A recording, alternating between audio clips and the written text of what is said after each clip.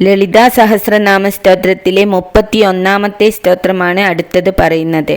മഹാഗണേശ നിർഭിന്ന വിഘ്നേന്ദ്ര പ്രഹർഷിത ബണ്ഡാസുരേന്ദ്ര നിർമുക്ത ശസ്ത്രപ്രത്യസ്ത്ര വർഷിണി.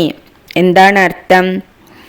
അമ്മയെ യുദ്ധത്തിൽ തോൽപ്പിക്കുവാൻ വേണ്ടി ബണ്ഡാസുരൻ നിർമ്മിച്ച ജയവിഘ്നയന്ത്രത്തെ വിഘ്നേശ്വരൻ ഛിന്നഭിന്നമാക്കി നശിപ്പിച്ചപ്പോൾ ആനന്ദിച്ചവളും ബണ്ഡാസുരൻ പ്രയോഗിച്ച അസ്ത്രങ്ങൾക്കെല്ലാം പ്രത്യസ്ത്രം പ്രയോഗിച്ചവളും അമ്മ തന്നെയാകുന്നു.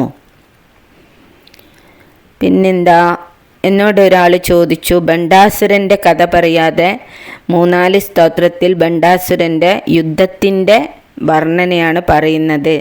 ഇപ്പം ബണ്ഡാസുരനെ പറ്റിയിട്ട് അറിയാതെ നിങ്ങളിങ്ങനെ പറഞ്ഞിട്ട് കാര്യമുണ്ടോ എന്ന് ചോദിക്കും. ഞാൻ ബണ്ഡാസുരൻ്റെ കഥ പറയണമെങ്കിൽ ഷോർട്ട് വീഡിയോ പറ്റില്ല, ലോങ് വീഡിയോയിലേ ചെയ്യാൻ പറ്റുള്ളൂ. കാരണം കുറേ കഥ പറയാനുണ്ട്. എന്നാലും പിന്നെന്താ, ഒരു ചെറിയൊരു വിവരണം തരാം. എന്താണ്?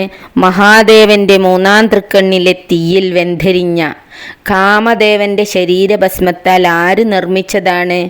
ബണ്ഡനെ. ചിത്രകർമാവ് നിർമ്മിച്ചതാണ് ബണ്ഡനെ. അപ്പം എന്താ, മഹാദേവ പ്രസാദത്താൽ അവന് ജീവൻ കിട്ടി, അവൻ ഏറെ നാൾ വാഴും.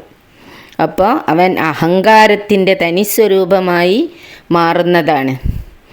അപ്പോൾ ദേവന്മാർക്ക് ബുദ്ധിമുട്ടാവും. അപ്പോൾ അവർ ദേവന്മാരുടെ പ്രാർത്ഥന പ്രകാരം ലളിതാദേവി ആ ദുഷ്ടനെ നിഗ്രഹിക്കുന്നതാണ്. ഇതാണ് ബണ്ഡൻ്റെ കഥ.